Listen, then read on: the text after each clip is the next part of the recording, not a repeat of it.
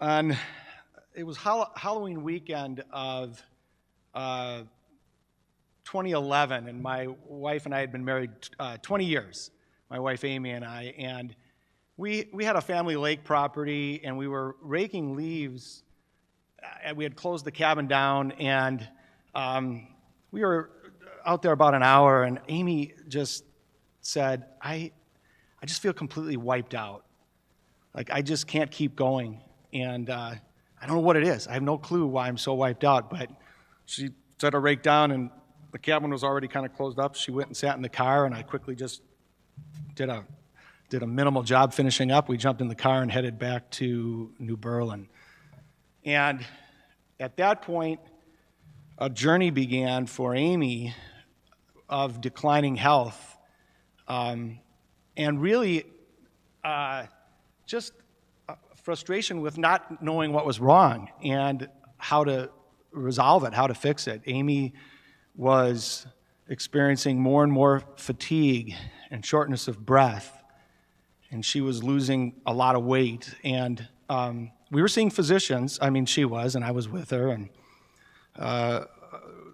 they had identified that she had pneumonitis, a lung condition, had a lung biopsy, and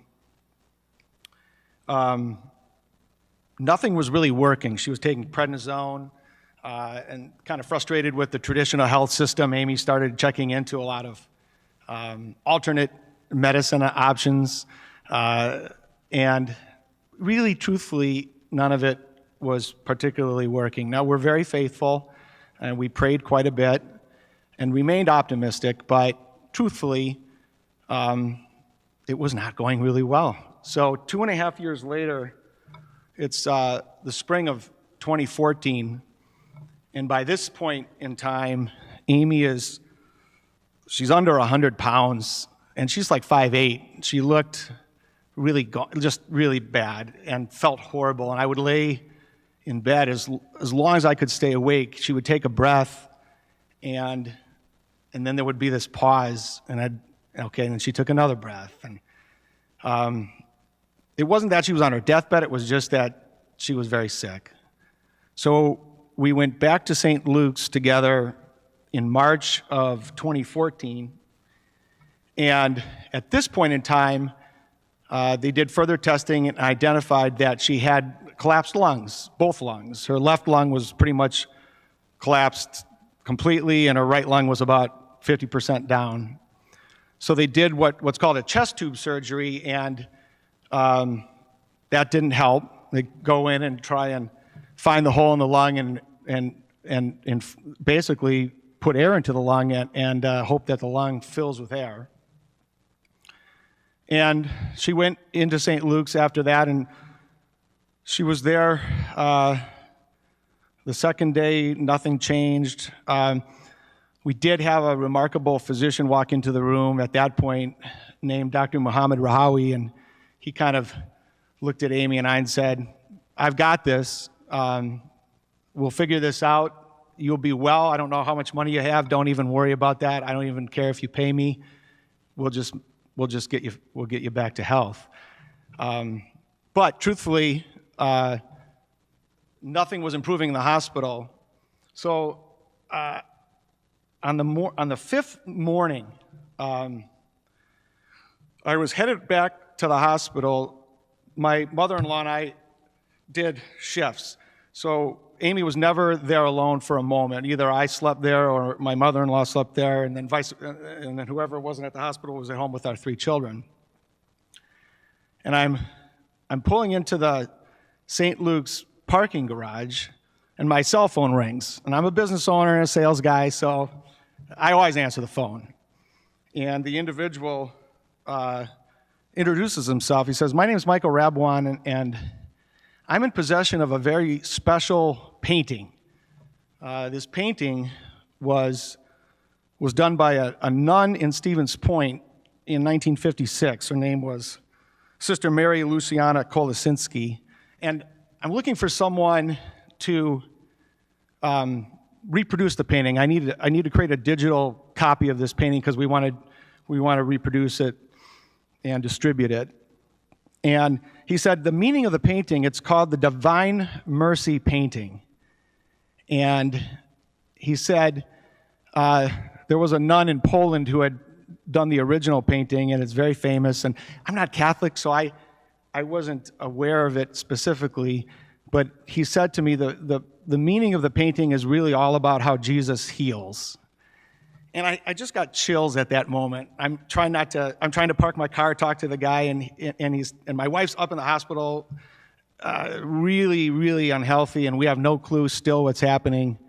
And I get this call out of the blue because someone needs the services of my business for this painting. So that is the painting. It was 5 feet tall, and I told him immediately about my story with my wife Amy, and I said, we'll be happy to scan it for you. I'm not even charging you. This is the greatest blessing to have this painting. And it just, to me, was the moment where God was really speaking to me that he was going to take care of Amy. And we had no real evidence from a medical standpoint that was going to be happening, but we all, I think, as Christians do want God to speak to us. And besides just popping into the front seat next to me, and talking to me, I felt so strongly that this was the greatest sign from God and Jesus about what they intended for Amy. And I want to read you real quick. When this original painting was done in Poland by Sister Maria Faustina Kowalska, she said, "In the evening when I was in my cell, I saw the Lord Jesus clothed in a white garment. One hand was raised in the gesture of blessing, the other was touching the garment at the breast. From beneath the garment, slightly drawn aside at the breast, there were emanating 2 large rays, one red, the other pale. In silence, I kept my gaze fixed on the Lord. My soul was struck with awe, but also with great joy." Sister Faustina had remained for some time in this contemplative state of joyful wonder when Jesus spoke to her the following words: "Paint an image according to the pattern you see, with the signature, 'Jesus, I trust in you.' I desire that this image be venerated first in your chapel and then throughout the world."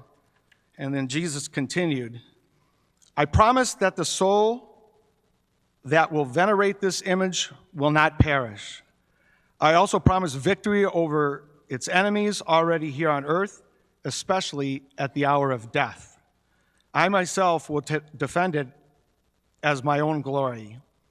I am offering people a vessel with which they are to keep coming for graces to the fountain of mercy. That vessel is this image with the signature, 'Jesus, I trust you.'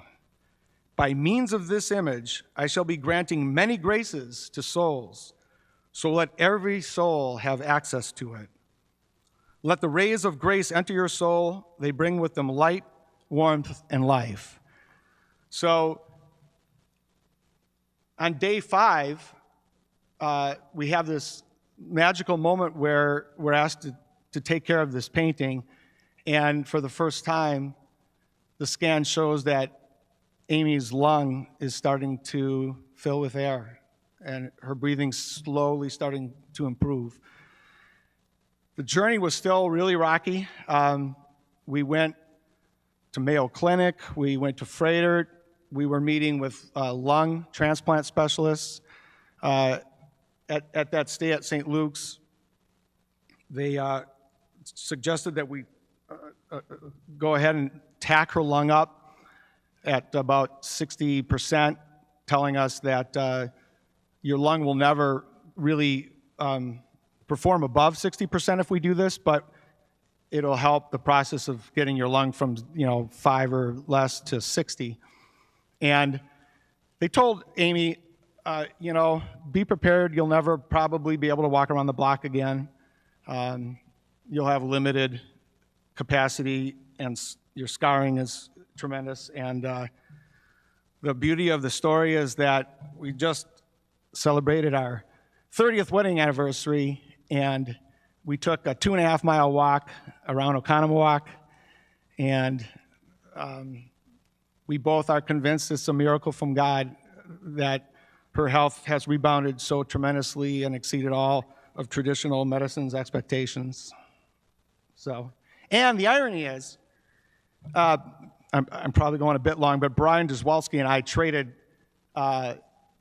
traded months at the start of the year, so I was going to talk last month, and Brian was going to speak to the group today. And I just said, you know what, I'd rather have a little extra time to prepare, and let's flip up months, and Brian graciously said yes. When I dug out from my notes the details of this painting and this phone call, I received that phone call on March 17th, 2014, right around 8:30 a.m. And it's kind of ironic, but here I am 7 years to the minute later sharing the story with you. So that's my God moment.